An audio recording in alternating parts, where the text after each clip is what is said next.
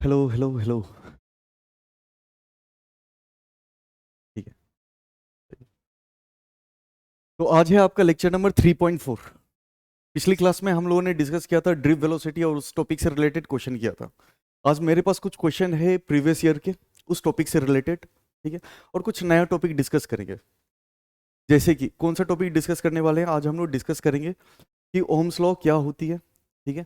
और जब कोई मेटेलिक कंडक्टर को अगर हम हीट करते हैं तो हमें पता है कि उसकी रेजिस्टेंस डिक्रीज होती इंक्रीज होती है और करंट की वैल्यू डिक्रीज होगी। लेकिन अगर हमारे पास सेमीकंडक्टर होती है तो सेमीकंडक्टर को अगर हम हीट करते हैं, ठीक है, हीट करना मतलब टेम्परेचर इंक्रीज कराना, जब हम हीट करेंगे तो उसकी रेजिस्टेंस डिक्रीज होगी, उसमें करंट की वैल्यू इंक्रीज होना स्टार्ट होती है। लेकिन अगर एलॉय है तो एलॉय के केस में, ठीक है, कोई फर्क नहीं पड़ता, थोड़ा बहुत चेंजेस होता है लेकिन वो चेंज जो है वो ऑलमोस्ट नेग्लिजिबल होती है। ठीक है। फिर हम देखेंगे कि लिमिटेशन ऑफ ओम्स लॉ क्या है, ओम्स लॉ का लिमिटेशन क्या है, ओम्स लॉ कब वैलिड है, ये सब चीज डिस्कस करेंगे। तो पहले हम डिस्कस करेंगे प्रीवियस ईयर के क्वेश्चन। आइए, ये है एक क्वेश्चन, तो मेरे पास ये है, ये पूछा गया था 2016 में। ये क्वेश्चन पूछा गया था 2016 में, बोर्ड का क्वेश्चन है ये। तो एक बार क्वेश्चन पढ़ के देखते हैं क्या हमसे सॉल्व हो पाता है या नहीं, ये भी चेक करेंगे हम लोग। आइए, क्वेश्चन क्या दे रखा है, when A 5 volt potential difference is applied across the length of wire of length 0.1 meter, the drift speed of electron is 2.5 into 10 to the power minus 4 meter per second. If the electron density दे रखा है, calculate the resistivity। आपसे question में पूछा गया कि आपको resistivity बताना है, आपको बताना है resistivity। पोटेंशियल डिफरेंस कितनी है, 5 वोल्ट है। जल्दी जल्दी करेंगे। तो पोटेंशियल डिफरेंस है 5 वोल्ट। ठीक है। अच्छा, लेंथ कितनी है, 0.1 मीटर है। ठीक है। और ड्रिफ्ट स्पीड दे रखी है कितनी है, ये 2.5 into 10 to the power -4 metre पर सेकेंड। ठीक है। और इलेक्ट्रॉन डेंसिटी है 8 इंटू 10 to the power 28 पर मीटर क्यूब। रेजिस्टिविटी बतानी है। अगर फिगर बनाना चाहते हो तो बना लो, कोई नहीं। ये एक कंडक्टर है जिसकी लेंथ है ये, इसकी क्रॉस सेक्शनल एरिया ए, और यहाँ पे हम लोगों ने पोटेंशियल डिफरेंस अप्लाई कर रखा है। ठीक है। तो इसके अंदर के जो भी, जैसे पोटेंशियल डिफरेंस अप्लाई करोगे, इसके अंदर के जितने भी इलेक्ट्रॉन्स होंगे वो कुछ स्पीड से मूव करेगी, उसी स्पीड को हम लोग क्या बोलते हैं, ड्रिफ्ट स्पीड बोलते हैं। यही होता है।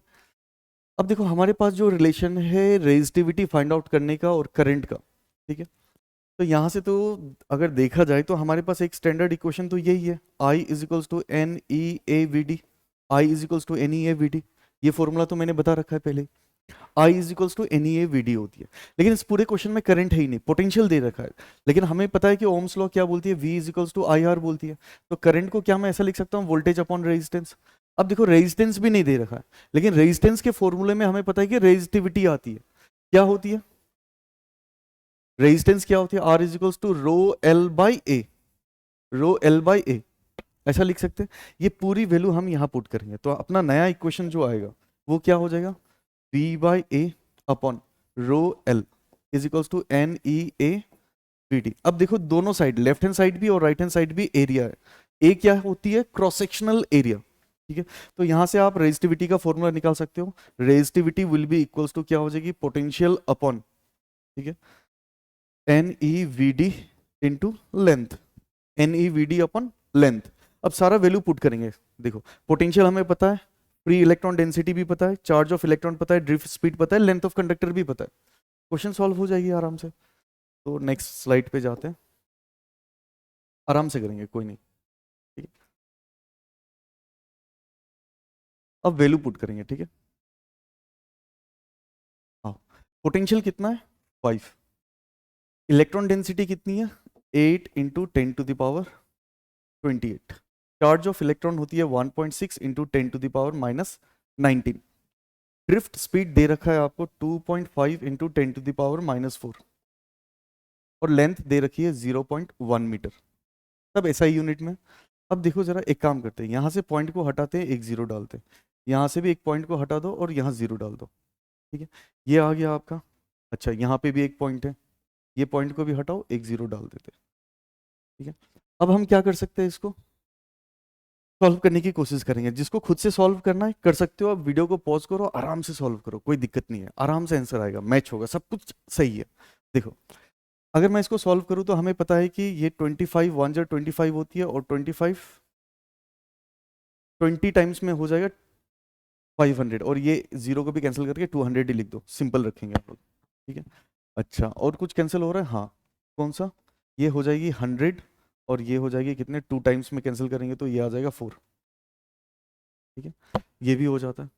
ठीक है, अब हम क्या लिख सकते हैं इसको, ध्यान से देखो, ऊपर तो आ जाता है 100, ऊपर क्या आ गया 100, और डिनोमिनेटर में क्या होगी, 16 फोर जार कितनी होती है 64, 16 चौक 64। ठीक है, 64 हो जाएगी, into 10 to the power 28 minus 19 minus 4। देखो -19 -4 करेंगे तो कितना हो जाएगा, -23 हो जाएगी, -23 और +28 कितनी हो जाएगी, 5 हो जाएगी। ये 5 ऊपर जाते ही यहाँ पे क्या आ जाएगा, 100 divided by 64 will into 10 to the power -5। ठीक है, और 100 को अगर 64 से डिवाइड करोगे तो 1.5 के आसपास आएगी। ठीक है, तो उसको हम ऐसा लिख सकते हैं 1.5 के आसपास आएगी ये, इंटू 10 टू द पावर -5। ठीक है, 1.56 के आसपास आएगी, अगर आप सॉल्व करके देखना 1.56 के आसपास आएगी। ठीक है, और यूनिट क्या होगी, रेजिस्टिविटी की यूनिट क्या होती है, ओहम मीटर। ओहम मीटर, आराम से सॉल्व हो जाता है। क्या आया सबका आंसर ऐसा, देखो, और ये आंसर है, और ये क्वेश्चन पूछा गया था 3 नंबर में, तो 3 नंबर तो आराम से मिल जाती है। बस आपको सबसे इंपॉर्टेंट फॉर्मूला कौन सा है, I is equals to N E A we D, और ये मैंने याद भी करवा रखा है, इसका डेरिवेशन भी पूछा जाता है, बता रखा है मैंने आपको, आराम से कर लेंगे। एक प्रीवियस ईयर के क्वेश्चन और देखेंगे, ठीक है, सभी को क्लियर है शायद। हम्म, एक क्वेश्चन ये भी पूछा गया था, देखो,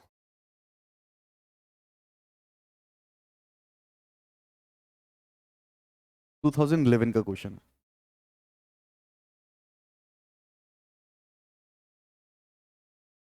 जिसको ट्राई करना है खुद से कर सकते हो आराम से, कोई दिक्कत नहीं है। क्वेश्चन क्या बोला गया, two conducting wire X and Y of same diameter, diameter same है, X and Y of same diameter but different material are joint in series across a battery. If the number density of electron in X is twice that in Y, find the ratio of drift velocity of electron in the two wire। Question को मैं explain करता हूं, देखो हमारे पास 2 wire है, मान के चलते कि ये पहला वायर है, कौन सा मटेरियल है, X, इसकी क्रॉस सेक्शनल एरिया मान के चलते A। ठीक है, और दूसरा वायर है, सीरीज में कनेक्ट कर रखे हैं हम लोगों ने, ये वायर है Y। ठीक है, two conducting wire X and Y of same diameter, diameter same होने का मतलब है कि उसकी क्रॉस सेक्शनल एरिया भी सेम है। ठीक है, दोनों की मटेरियल अलग अलग है, दोनों को सीरीज में कनेक्ट कर रखे हैं और बैटरी के साथ कनेक्ट कर रखा। ठीक है, if the number density of electron in X is twice that in Y, इसका मतलब क्या है कि अगर यहाँ पे इलेक्ट्रॉन डेंसिटी की वैल्यू n होती है तो यहाँ पे हो जाएगी 2n। एक्स में कितना है इलेक्ट्रॉन डेंसिटी, 2n हो जाएगी, कि ट्वाइस ऑफ y बोला गया क्वेश्चन में। आगे पढ़ो अब। ठीक है, find the ratio of drift velocity of electron in the two wire. आपसे पूछा गया कि ड्रिफ्ट वेलोसिटी ऑफ x क्या होगी divided by drift velocity in y क्या होगी, इन दोनों का रेशियो क्या होगा, ये क्वेश्चन पूछा गया आपसे, ये क्वेश्चन पूछा गया, ये क्वेश्चन पूछा गया। कैसे करेंगे सोचो, इलेक्ट्रॉन डेंसिटी और सीरीज में कनेक्ट कर दिया गया। अच्छा, आपको तो ये पता होगा कि सीरीज में करंट तो सेम होती है, क्या सीरीज में करंट सेम होती है, बिल्कुल। ठीक है, तो हम इसको ऐसा करके सॉल्व कर सकते हैं, देखो। ठीक है, सीरीज में अगर जैसे कि यहाँ पे अगर हम मैंने बैटरी कनेक्ट कर दी, ठीक है, पोटेंशियल V, तो करंट दोनों के लिए सेम होगा, इसमें भी करंट सेम होगा, इसमें भी करंट सेम होगा। तो एक्स मटेरियल के लिए करंट का फॉर्मूला क्या होगा, I is equals to N E A we D, ये किसके लिए लिखा, एक्स के लिए, और y के लिए क्या लिखेंगे, I is equals to N E A we D, ऐसा लिख देते हैं। ठीक है, ऐसा लिख दिया, तो यहाँ पे x में x, y में y। इलेक्ट्रॉन डेंसिटी क्या होती है, x की, और यहाँ पे इलेक्ट्रॉन इलेक्ट्रॉन डेंसिटी लिखेंगे हम, y के लिए लिखेंगे। क्रॉस सेक्शनल एरिया दोनों का सेम है, करंट सेम होगी, चार्ज ऑफ इलेक्ट्रॉन सेम है, एरिया सब कुछ सेम है। ठीक है, अगर करंट सेम होगी तो हम यहाँ से ऐसा लिखेंगे, सीरीज में current in x will be equals to current in y, ऐसा लिख सकते हैं हम लोग। ठीक है, इसको आगे लेके जाता हूँ। ठीक है, मेरे ख्याल से ये सब कुछ समझ में आ रहा होगा, क्योंकि आपको बस इतना पता होना चाहिए कि सीरीज कनेक्शन में करंट दोनों में सेम होगा। ठीक है, और करंट का फॉर्मूला क्या होता है in terms of drift velocity, I is equals to N E A we D, यहाँ पे भी क्या होगी, I is equals to N E A we D. ठीक है, अब आगे लेके जाते हैं इसको, देखो दोनों को इक्वेट करते हैं, N E A we D X में, ठीक है, इज इक्वल्स टू वाई में, I is equals to N E A we D in Y, और ये वाई के लिए। दोनों का एरिया सेम है तो दोनों को कैंसिल करो, चार्ज ऑफ इलेक्ट्रॉन दोनों के लिए सेम ही होता है। तो यहाँ पे क्या आ जाएगा, यहाँ पे आ जाएगा, ठीक है, electron density in X to the drift velocity in X is equals to electron density in Y to the drift velocity in Y, ऐसा लिख सकते हैं। और हमें पता है ये क्वेश्चन में गिवन है आपको कि इलेक्ट्रॉन डेंसिटी इन एक्स क्या है, 2n है, ठीक है, और ड्रिप वेलोसिटी कितनी है, वी डी एक्स, यहाँ पे n है, और यहाँ पे क्या हो जाएगी, वी डी वाई। तो यहाँ से n और n कैंसिल कर देना। अगर रेशियो निकालेंगे हम लोग drift velocity in x to the drift velocity in y, क्या हो जाएगी, V D X by V D Y हो जाएगी 1/2, मतलब 1:2 हो जाएगी। ये भी कर लोगे आप आराम से क्वेश्चन, ये भी क्वेश्चन 3 नंबर का था। देखो सीरीज में क्या होती है, करंट इन x और y सेम होगी, सेम करंट फ्लो होती है सीरीज कनेक्शन में, बस पोटेंशियल का वेरिएशन होगा, यहाँ पे पोटेंशियल कुछ अलग होगी, यहाँ पे पोटेंशियल कुछ अलग होगी, राइट। देखो क्वेश्चन देखो, इसका आंसर कितना आ जाना चाहिए, 1:2, बिल्कुल सही है। और क्वेश्चन करना चाहोगे, आओ नेक्स्ट क्वेश्चन देखते हैं, प्रीवियस ईयर के देखेंगे हम लोग।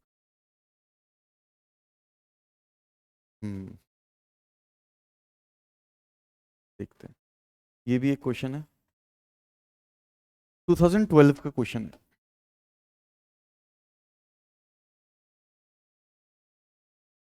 क्वेश्चन कुछ भी नहीं है, देखो दम ही नहीं है क्वेश्चन में। देखो, a conductor of length L, एक कंडक्टर है जिसकी लेंथ है L, ठीक है, is connected to a DC source of potential V, is connected to a DC source of potential V, V से कनेक्ट कर दिया, ठीक है। if the length of conductor is tripled by gradually stretching it, अच्छा इसका length को हमने triple कर दिया, मतलब इसको पतला करके स्ट्रेच कर दिया, स्ट्रेच किया, तो इसकी लेंथ कितनी होगी 3L, पहले लेंथ कितनी थी L, ठीक है, ठीक है, और पोटेंशियल डिफरेंस सेम रखा गया, क्वेश्चन में बोला गया कि पोटेंशियल डिफरेंस सेम है, ठीक है। अच्छा, keeping V constant, drift speed of electron क्या होगी, how is drift speed of electron and resistance of conductor be affected, ठीक है। यहाँ पे ड्रिफ्ट स्पीड क्या होगी और यहाँ पे ड्रिफ्ट स्पीड क्या होगी, पहले अगर ड्रिफ्ट स्पीड v थी तो अब जाके स्ट्रेच करने के बाद क्या हो जाएगी, पहला क्वेश्चन तो ये। दूसरा क्वेश्चन क्या पूछा गया आपसे, रेजिस्टेंस क्या इफेक्ट होगा, रेजिस्टेंस पे क्या इफेक्ट होगी। तो ध्यान से देखना, जब स्ट्रेचिंग वाला क्वेश्चन होता है तो हमें पता है कि इसकी एरिया ए है, तो एरिया यहाँ पे क्या हो जाएगा, एरिया हो जाएगी a/3, ये तो समझ में आ रहा होगा, बिल्कुल 10th वाला टॉपिक है देखा जाए तो, ठीक है, क्योंकि वॉल्यूम सेम होना है, वॉल्यूम तो सेम ही होगी, क्योंकि बस हम स्ट्रेच करें, स्ट्रेच करने पे क्या होती है, क्रॉस सेक्शनल एरिया डिक्रीज होगी, ठीक है, जितना ज्यादा स्ट्रेच करोगे उतने times cross sectional area decrease होगी, ठीक है। इसकी लेंथ को ट्रिपल किया गया तो एरिया 1/3 हो जाएगी, ठीक है, 3 टाइम्स कम होगी, मतलब ये हो जाएगा। अच्छा, रेजिस्टेंस वाला देखते हैं पहले, मान के चलते कि इनिशियली रेजिस्टेंस थी R is equals to rho L/A, ऐसा लिखेंगे। यहाँ पे रेजिस्टेंस कितनी हो जाती है, मान के चलते R dash will be equals to rho, length कितनी है 3L और एरिया कितनी है a/3, अगर हम इसको सॉल्व करें 3 3 जा 9 हो जाएगी, रो L/A हो जाएगी, मतलब ये हो जाएगा 9 टाइम्स ऑफ R, ठीक है। पहले रेजिस्टेंस R थी, अब रेजिस्टेंस कितनी हो जाएगी, 9 टाइम्स इंक्रीज हो जाएगा, रेजिस्टेंस कितने टाइम्स इंक्रीज होगा, 9 टाइम्स इंक्रीज हो जाएगा, ठीक है। अगर रेजिस्टेंस चेंज हो रहा है तो करंट तो सेम रहेगा ही नहीं, अगर रेजिस्टेंस यहाँ पे अलग है यहाँ पे अलग है, पोटेंशियल सेम है, पोटेंशियल डिफरेंस सेम है, तो करंट तो सेम होगा ही नहीं। आपको समझ में आना चाहिए कि यहाँ पे करंट अलग होगा और यहाँ पे करंट अलग होगा, तो मैं इसको ऐसा करके दिखा देता हूँ आपको। मान के चलते कि इसमें करंट है I और इसमें करंट हो जाती है I डैश, ऐसा मान के चलते, ये बात तो समझ में आ रहा है। तो फर्स्ट क्वेश्चन का आंसर क्या होगा, नहीं ये तो हमने सेकंड क्वेश्चन का आंसर निकाल दिया, क्या होती है, resistance of conductor be affected, मतलब क्या होगी, रेजिस्टेंस विल इंक्रीज 9 टाइम्स, ठीक है। लेकिन फर्स्ट क्वेश्चन का आंसर अभी तक नहीं आया, ड्रिफ्ट स्पीड ऑफ इलेक्ट्रॉन क्या हो जाएगी, ड्रिफ्ट स्पीड, ठीक है। तो देखते हैं, आ जाओ, ड्रिफ्ट स्पीड हमें पता है कि I is equals to NEAVD होती है, ठीक है, लेकिन यहाँ पे करंट चेंज हो रहा है तो ये फॉर्मूला यूज नहीं करते, इस फॉर्मूले से भी निकाल सकते हैं लेकिन इस फॉर्मूले को यूज नहीं करेंगे। हम एक काम करते हैं, ड्रिफ्ट स्पीड का फॉर्मूला लिखते हैं। ड्रिफ्ट स्पीड का फॉर्मूला क्या होती है, E τ m। ड्रिफ्ट स्पीड का फॉर्मूला क्या होता है, E τ m। क्या हम इस फॉर्मूले से निकाल सकते हैं, देखते हैं जरा। Drift speed will be equals to E, electric field को मैं ऐसा लिख सकता हूँ, पोटेंशियल अपॉन लेंथ लिख सकते हैं, पोटेंशियल अपॉन लेंथ लिख सकते हैं, पोटेंशियल अपॉन लेंथ लिख सकते हैं। हमें पता है कि पोटेंशियल क्या होती है, potential difference is equals to E into L होती है। तो इलेक्ट्रिक फील्ड को क्या लिख सकते हैं, पोटेंशियल डिफरेंस अपॉन लेंथ लिख सकते हैं। ठीक है, नेक्स्ट स्लाइड पे आते हैं। नेक्स्ट स्लाइड पे आ जाते हैं। ठीक है, अगर यहां से देखा जाए तो इन दोनों केस में देखा जाए तो चार्ज ऑफ इलेक्ट्रॉन तो सेम है, पोटेंशियल डिफरेंस भी सेम है, रिलैक्सेशन टाइम भी सेम ही रहेगा, मास ऑफ इलेक्ट्रॉन भी सेम ही रहेगा। मतलब हम यहां से ये बोल सकते हैं कि पोटेंशियल जो होगी, ठीक है, पोटेंशियल सॉरी ड्रिफ्ट स्पीड जो होगी that is inversely proportional to length, ऐसा बोल सकते हैं। Potential difference is inversely proportional to length लिखेंगे। तो हम यहां से क्या बोल सकते हैं, अगर लेंथ 3 टाइम्स इंक्रीज हो रही है, ठीक है, लेंथ अगर 3 टाइम्स इंक्रीज हो रही है, या फिर ऐसा कर लो, इसको ऐसा करके लिख सकते हैं। ठीक है, फर्स्ट केस में और सेकंड केस में क्या हो जाएगी, फर्स्ट केस का लेंथ कितना था एल, और सेकंड केस का लेंथ इनवर्सली प्रोपोर्शनल, तो यहां से हम बोल सकते हैं एल एल कैंसिल होगा, 3:1 हो जाएगी। ठीक है, drift speed in first case to the drift speed in second case, या फिर इसको ऐसा करके बोल दो कि ड्रिफ्ट स्पीड जो होगी, ठीक है, ड्रिफ्ट स्पीड जो होगी वो हो जाएगी 1/3 ऑफ पहले वाले केस का, ड्रिफ्ट स्पीड जो होगी 1/3 ऑफ फर्स्ट वाले केस का होगा। मतलब ड्रिफ्ट स्पीड 1/3 कम हो जाएगी। ड्रिफ्ट स्पीड जो होगी जब हम स्ट्रेच करेंगे तो ड्रिफ्ट स्पीड 1/3 कम हो जाएगी, डिक्रीज होगी। क्या ये समझ में आ रहा है?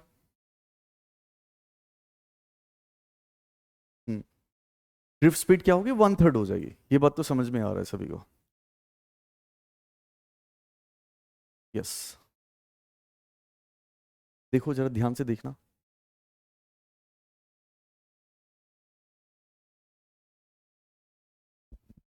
और क्वेश्चन ट्राई करना चाहते हो, आ जाओ देखते हैं, और एक क्वेश्चन देखेंगे।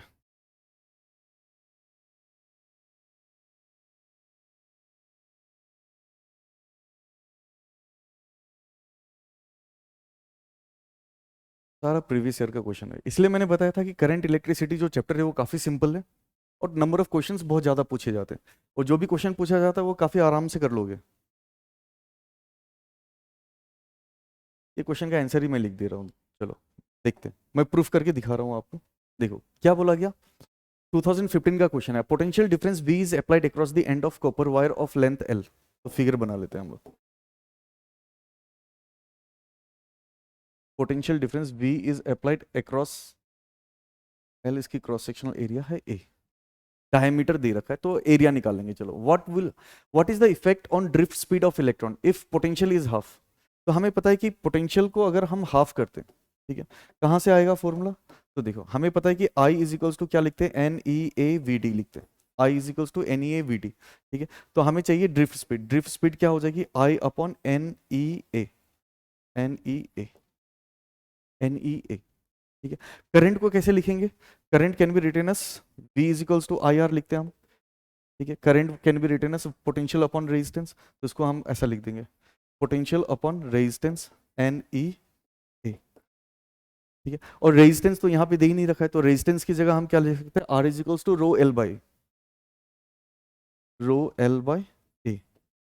ठीक है, NEA, एरिया एरिया कैंसिल होगी, V by rho L N E, V by rho L N E आएगी, V by rho L N E आएगी। ठीक है, ये कॉमन फॉर्मूला है। अगर पोटेंशियल को हाफ कर देंगे, देखो पोटेंशियल को अगर हाफ करोगे तो ड्रिफ्ट स्पीड भी हाफ हो जाएगी। ठीक है, ये तो समझ में आ ही रहा होगा। तो फर्स्ट ये रिलेशन तो आ गया आपका, ये रिलेशन आती है, अगर देखो पोटेंशियल को अगर हम हाफ करेंगे तो ड्रिफ्ट स्पीड भी हाफ हो जाएगी। दूसरा क्वेश्चन क्या पूछा गया, लेंथ को अगर हम डबल करेंगे, अगर लेंथ को डबल करोगे, ठीक है, तो लेंथ को डबल करने से क्या हो जाएगा, ड्रिफ्ट स्पीड क्या हो जाएगी, हाफ हो जाएगी। ठीक है, लेंथ को डबल करने से ड्रिफ्ट स्पीड भी हाफ हो जाएगी, ये भी समझ में आ रहा है, ये सब रिलेशन तो आप कर सकते हो। ठीक है, थर्ड में क्या पूछा गया, डी को अगर हम हाफ करेंगे, ठीक है, डायमीटर को हाफ करेंगे, तो डायमीटर का तो कोई रिलेशन ही नहीं है। देखो डायमीटर मतलब क्या, एरिया, एरिया का तो फॉर्मूला ही नहीं आ रहा है। ड्रिफ्ट स्पीड का फॉर्मूले में देखो एरिया तो है ही नहीं, ड्रिफ्ट स्पीड के फॉर्मूले में तो एरिया आता ही नहीं। तो एरिया को हाफ करो, डबल करो, कुछ भी करो, मतलब डायमीटर को हाफ करो या डबल करो, कुछ भी करो, कोई फर्क नहीं पड़ेगा, क्योंकि मेन फॉर्मूला तो ये है आपका। तो ये फॉर्मूला कैसे आया वो भी मैंने दिखा रखा। ठीक है, इस टाइप के क्वेश्चन पूछे जाते हैं मोस्टली, तो आप कर सकते हो आराम से। क्लियर है सभी को, अगर डाउट हो तो फिर आप मुझे कमेंट करके बता देना, मैं अगली क्लास में फिर से एक्सप्लेन कर दूंगा, कोई दिक्कत नहीं है। नेक्स्ट क्वेश्चन देखते हैं अब।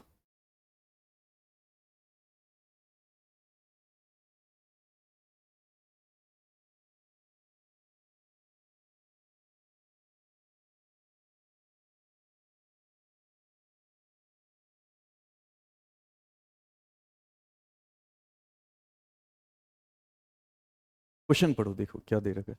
Estimate the average drift speed, मतलब आपसे क्वेश्चन में ड्रिफ्ट स्पीड पूछा गया, ठीक है, of conduction electron. Conduction electron का मतलब होता है जो इलेक्ट्रॉन कंडक्ट करती है, मतलब फ्री इलेक्ट्रॉन्स की बात कर रहा है वो, फ्री इलेक्ट्रॉन्स की बात कर रहा है, ठीक है, फ्री इलेक्ट्रॉन, ठीक है।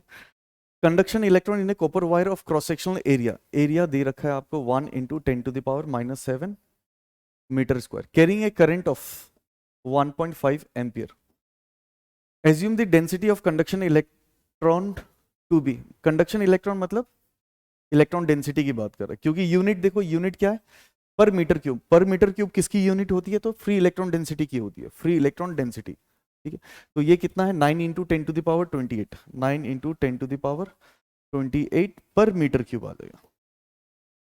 अब आपको करना क्या है, जो भी गिवन इंफॉर्मेशन है उसको पहले ध्यान से देखो, क्वेश्चन पढ़ने के लिए ज़्यादा टाइम लगाओ, ठीक है, फिर सोचो कौन सा फॉर्मूला यूज करेंगे, ठीक है, और फिर देखेंगे हम लोग। देखो drift speed current area N, कौन सा फॉर्मूला है, ठीक है, I is equals to N E A we D, I is equals to N E A we D. 10 बार बोलोगे I is equals to N E A we D, हमेशा के लिए याद हो जाएगी, ठीक है? आपको निकालना क्या था, ड्रिफ्ट स्पीड निकालना था। Drift speed will be equals to I upon N E A. Current दे रखा है, करंट कितना है 1.5, ठीक है। फ्री इलेक्ट्रॉन डेंसिटी है 9 × 10⁻28, चार्ज ऑफ इलेक्ट्रॉन होती है 1.6 × 10⁻⁻19, ठीक है। क्रॉस सेक्शनल एरिया कितना है 1 × 10⁻⁻7, और तो कुछ नहीं दे रखा, सारा वैल्यू आ गया आपको, आराम से सॉल्व कर लोगे। कैसे सॉल्व करेंगे देखो जरा, ये पॉइंट कैंसिल कर देना, ठीक है। 3 5 3 3 9, ठीक है। ये कितना हो जाएगा देखो, 5/48 × 10⁻, कितनी हो जाएगी यहाँ पे 19, और -19 और -7 कितनी होती है, -19 -7 -26, -26 और +28 कितनी हो जाएगी, +2, ठीक है। हाँ, -26 और +28 कितना हो जाएगा, -26 और +28 +2, +2 ऊपर जाते ही -2 हो जाएगा, +2 ऊपर जाते ही -2 आएगा, ठीक है। एक काम करना, इसको ऐसा कर लेना, एक जीरो यहाँ डाल देना, ये तो सॉल्व कर सकते हो आप आराम से, कोई दिक्कत नहीं है, ठीक है। इसी को सॉल्व करने से 1 पॉइंट समथिंग आएगा,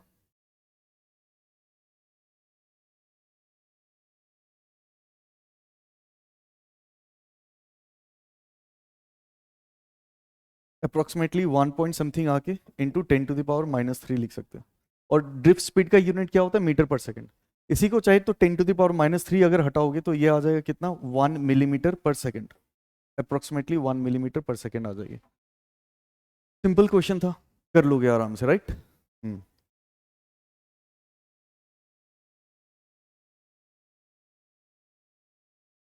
क्लियर है सभी को, और कोई क्वेश्चन है क्या, देखते हैं इस टाइप के क्वेश्चन कुछ, नहीं। तो प्रीवियस ईयर क्वेश्चन में देखा जाए तो मेरे पास इतने सारे क्वेश्चन थे, जितने भी क्वेश्चन थे मैंने सारे करवा लिए। अब आप प्रैक्टिस कर सकते हो आराम से, ठीक है। अब थोड़ी देर बात करेंगे हम लोग किसकी, ध्यान से देखना, बहुत शॉर्ट में पढ़ाऊंगा, ठीक है, बिल्कुल शॉर्ट में पढ़ाऊंगा, ध्यान से देखना। अब हेडिंग डालेंगे हम ओम्स लॉ, ठीक है। अगर हमारे पास कोई कंडक्टर है, ध्यान से देखना, अगर हमारे पास कोई कंडक्टर है, ठीक है, तो हमने बैटरी की हेल्प से पोटेंशियल डिफरेंस अप्लाई करते हैं। पोटेंशियल डिफरेंस मैंने वी अप्लाई किया, जैसे पोटेंशियल डिफरेंस वी अप्लाई करोगे करंट फ्लो होना स्टार्ट होगा, जैसे पोटेंशियल डिफरेंस को इंक्रीज करोगे करंट की वैल्यू भी इंक्रीज होती है, ठीक है। तो हम ऐसा लिखेंगे, ये सारा चीज होता है at constant temperature, at constant temperature, ये बहुत जरूरी है, काफी बच्चे नहीं लिखते एक कांस्टेंट टेम्परेचर। अगर कंडक्टर का टेम्परेचर कांस्टेंट है, ठीक है, तो हम लिख सकते हैं potential difference applied across the end of conductor is directly proportional to current flowing through it. At constant temperature, potential difference applied across the end of conductor is directly proportional to current flowing through it. अगर लिखना चाहे तो लिख सकते हो, क्या बोला गया, at constant temperature, at constant temperature, potential difference applied across the ends of conductor is directly proportional to current flowing through it.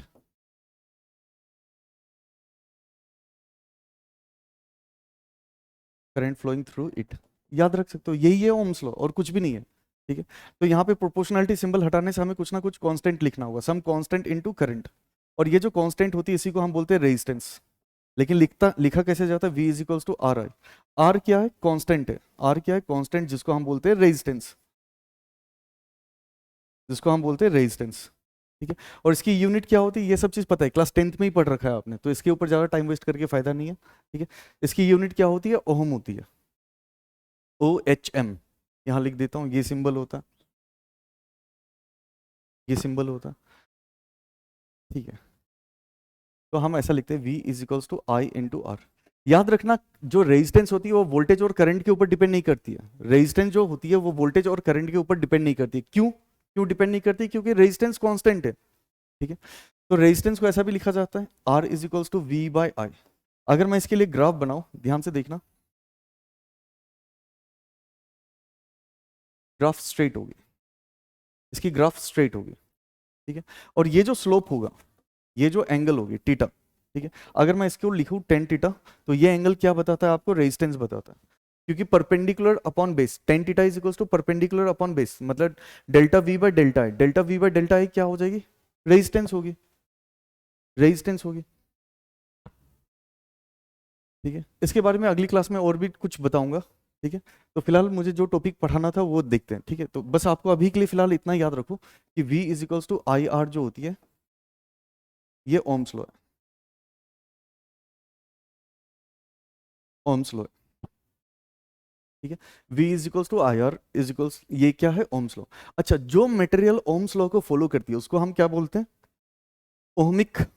ठीक है, ओहमिक कंडक्टर बोलेंगे, जो कंडक्टर ओम्स लॉ को फॉलो करती है उसको हम बोलते हैं ओहमिक कंडक्टर, और जो फॉलो नहीं करती है उसको हम बोलते हैं नॉन ओहमिक कंडक्टर, जैसे कि डायोड, डायोड एक नॉन ओहमिक कंडक्टर है। ठीक है, ये सब चीजें आगे डिस्कस करते रहेंगे हम लोग, कुछ नहीं। ठीक है, तो V is equals to I R है। अच्छा देखो जरा इसको, अगर मैं करंट डेंसिटी के टर्म्स में, मैंने पहले भी सिखा रखा है आपको, ठीक है, एक बार देखते हैं, दूसरे फॉर्म में देखते हैं,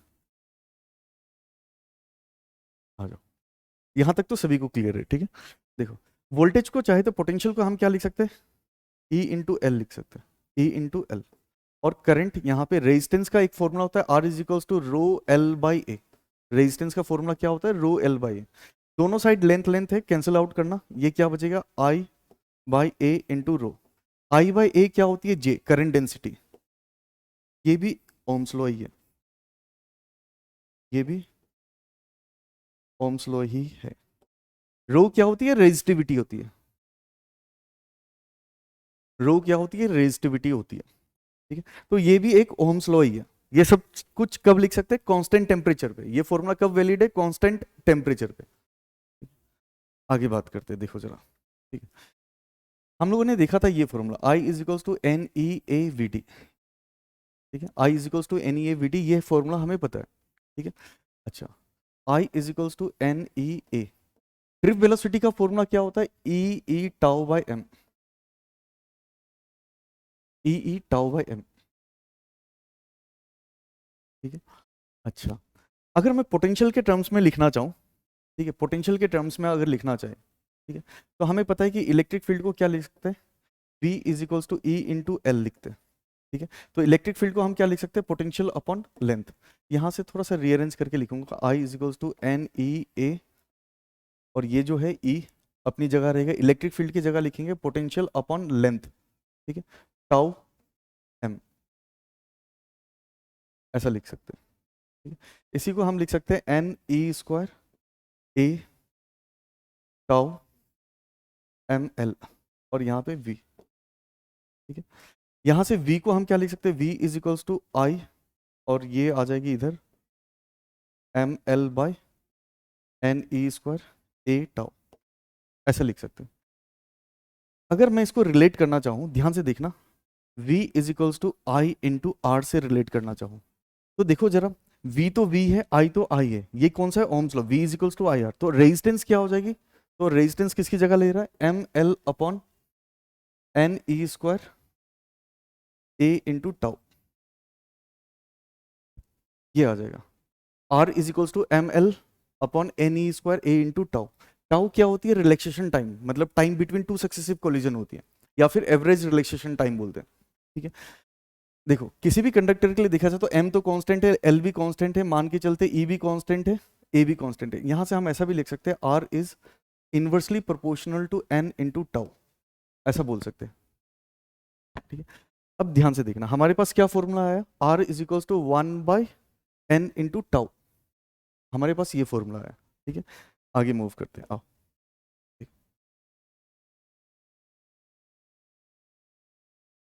जो आपके पास फॉर्मूला आया क्या है, r is inversely proportional to n into tau. ठीक है, अच्छा अब देखना, ध्यान से सुनना। ठीक है, जब हम टेम्परेचर को इंक्रीज करेंगे किसी भी कंडक्टर, ठीक है, कंडक्टर, ठीक है, अगर हम उसको हीट करते हैं मतलब टेम्परेचर इंक्रीज करते हैं, ध्यान से सुनना होता क्या है। ठीक है, तो ये हर एक चीज के लिए बात करेंगे हम लोग। फॉर एग्जांपल पहले मेटेलिक कंडक्टर के लिए बात करते हैं, मेटेलिक कंडक्टर के लिए बात करेंगे। ठीक है, मेटेलिक कंडक्टर के केस में क्या होता है, जब हम टेम्परेचर को इंक्रीज करते हैं, आप सोच के देखो किसी चीज को अगर गर्म कर रहे हो, मेटल्स को अगर गर्म कर रहे हो, ठीक है, गर्म करने से क्या होगा, उसके अंदर के जो फ्री इलेक्ट्रॉन्स होंगे वो जोर जोर से जल्दी जल्दी वाइब्रेट करेगा और जल्दी जल्दी कोलाइड करेगा। ठीक है, एक दूसरे से जल्दी जल्दी कोलिजन होगी, कोलिजन होगी, जल्दी जल्दी कोलिजन होने का मतलब क्या है कि relaxation time, time between two successive collision जो होगी वो डिक्रीज हो जाएगी, time between two successive collision decrease होगी। और जो ये एन का मतलब होता है इलेक्ट्रॉन डेंसिटी, ठीक है, फ्री इलेक्ट्रॉन डेंसिटी बोलते हैं। तो हीट करने से क्या होगा, आयोनाइजेशन होगा, आयोनाइजेशन की वजह से, आयोनाइजेशन की वजह से हम ऐसा समझ सकते हैं कि चार्ज कैरियर इंक्रीज होगी, number of free electrons increase होगी। ठीक है, तो number of free electrons increase होगी। ठीक है, ये हमेशा ही होता है जब भी हम टेम्परेचर इंक्रीज करें, जब भी हम टेम्परेचर को इंक्रीज करेंगे तो ये कहानी हमेशा ही चलेगा। जब भी हम टेम्परेचर को इंक्रीज करेंगे तो फ्री इलेक्ट्रॉन डेंसिटी इंक्रीज होगी और रिलैक्सेशन टाइम हमेशा ही डिक्रीज होगा। लेकिन मेटल के केस में, ध्यान से सुना, मेटेलिक कंडक्टर के केस में जब हम टेम्परेचर को इंक्रीज करते हैं, जब हम टेम्परेचर को इंक्रीज करते हैं तो एन की वैल्यू जो होती है, एन की वैल्यू इंक्रीज होती है और रिलैक्सेशन टाइम डिक्रीज होती है। ठीक है, तो रेजिस्टेंस का जो फॉर्मूला होता है वो क्या होता है, inversely proportional to n into tau. अब यहाँ पे सुनने वाली, समझने वाली बात है, ध्यान से सुनना। ठीक है, मेटल के केस में क्या होती है, ठीक है, एन की वैल्यू जो होती है, एन की वैल्यू इंक्रीज हो रही है और टाउ की वैल्यू बहुत ज्यादा डिक्रीज होती है, बहुत ज्यादा डिक्रीज होती है। इसके वजह से देखो ये थोड़ा सा इंक्रीज हुआ लेकिन ये बहुत ज्यादा डिक्रीज हुआ, और इसके इसके वजह से जो ओवरऑल इफेक्ट होगी, इसके वजह से जो ओवरऑल इफेक्ट होगी वो रेजिस्टेंस इंक्रीज होगी, इसके वजह से जो ओवरऑल इफेक्ट होगा। ठीक है, ये इंक्रीज हो रहा है, ये डिक्रीज हो रहा है, लेकिन ये बहुत ज्यादा डिक्रीज होता है, रिलैक्सेशन टाइम बहुत ज्यादा डिक्रीज होती है, और फ्री इलेक्ट्रॉन डेंसिटी जो है वो थोड़ा सा इंक्रीज होता है। तो ओवरऑल इफेक्ट जो होगी वो क्या होगा, रेजिस्टेंस ज्यादा इंक्रीज होगा, या फिर हम इसको ऐसा करके समझ सकते हैं। ठीक है, एन की वैल्यू इंक्रीज होती है लेकिन ये बहुत ज्यादा डिक्रीज होती है, तो इसके वजह से ओवरऑल इफेक्ट क्या होगा, रेजिस्टेंस इंक्रीज होगी, और रेजिस्टेंस इंक्रीज होगी तो करंट डिक्रीज होगा। इसलिए हम क्या बोलते हैं, मेटल के केस में जब मेटल को जब हम हीट करते हैं, हीट करने से क्या होता है, उसकी रेजिस्टेंस इंक्रीज होती है। ठीक है, सेमीकंडक्टर की बात करते हैं आप, सेमीकंडक्टर। ठीक है, सेमीकंडक्टर के केस में अगर देखा जाए, तो सेमीकंडक्टर के केस में देखा जाए तो जब हम टेम्परेचर को इंक्रीज करेंगे, टेम्परेचर को इंक्रीज करने से एन की वैल्यू बहुत ज्यादा इंक्रीज होती है और एवरेज रिलैक्सेशन टाइम थोड़ी सी डिक्रीज होती है। तो फॉर्मूला क्या था, देखो, resistance is inversely proportional to 1 by inversely proportional to n by n into tau, inversely proportional to n into tau, ये तो हम लोगों ने देख रखा है। अब यहाँ पे देखते हैं, ठीक है, टाउ की वैल्यू थोड़ी सी डिक्रीज होती है लेकिन इसकी वैल्यू बहुत ज्यादा इंक्रीज होती है। ठीक है, तो ओवरऑल इफेक्ट क्या होगा, ओवरऑल इफेक्ट रेजिस्टेंस डिक्रीज होगी, ओवरऑल इफेक्ट क्या हो जाएगी, रेजिस्टेंस डिक्रीज होगी, रेजिस्टेंस डिक्रीज होगी, ओवरऑल इफेक्ट। ठीक है, इसलिए हम बोलते हैं कि सेमीकंडक्टर को अगर आप हीट करोगे तो उसकी रेजिस्टेंस डिक्रीज होती है। ठीक है, तीसरा केस हम लोग देखते हैं, अगर एलॉय है हमारे पास, एलॉयज के केस में, एलॉयज भी कंडक्टर होती है, तो टेम्परेचर को अगर हम इंक्रीज करते हैं, एलॉयज के केस में टेम्परेचर को इंक्रीज करने से एन की वैल्यू इंक्रीज होती है और टाउ की वैल्यू डिक्रीज होती है। तो ऐसा बोल सकते हैं कि इन दोनों का जो रेशियो रहता है, हम ऐसा बोल सकते हैं, रेजिस्टेंस वाला फॉर्मूला लिखते हैं। ठीक है, ये थोड़ा सा डिक्रीज हुआ, ये थोड़ा सा डिक्रीज हुआ, ये थोड़ा सा इंक्रीज हुआ। तो ओवरऑल इफेक्ट देखा जाए तो आर ऑलमोस्ट कांस्टेंट ही होती है, ऑलमोस्ट कांस्टेंट होती है, कोई चेंज नहीं होता। थोड़ा सा एक क्वांटिटी थोड़ी सी डिक्रीज हो रही, दूसरी क्वांटिटी थोड़ी सी इंक्रीज हो रही, तो ओवरऑल इफेक्ट क्या होगा, ये नियरली कांस्टेंट होती है, नियरली कांस्टेंट होती है। ठीक है, तो बस आपको इतना याद रखना है कि मेटलिक कंडक्टर के केस में, मेटल्स के केस में जब आप उसको हीट करोगे तो उसकी रेजिस्टेंस इंक्रीज होगी। सेमीकंडक्टर के केस में जब हम टेम्परेचर को इंक्रीज करते हैं, मतलब अगर आप उसको हीट करोगे तो क्या होगा, रेजिस्टेंस डिक्रीज होगी। और एलॉय के केस में ऑलमोस्ट नियरली कांस्टेंट होती है, उतना ज्यादा फर्क नहीं पड़ता। तो इतना ही है आज के लिए, कल डिस्कस करेंगे हम लोग। फिर मंडे को हम लोग जो नया सेशन आएगा उसमें ये सारे टॉपिक से रिलेटेड कुछ एग्जाम्पल के साथ में कुछ ग्राफ बना के हम लोग डिस्कस करेंगे। ठीक है, तो फिलहाल के लिए इतना ही रखते हैं। Thank you.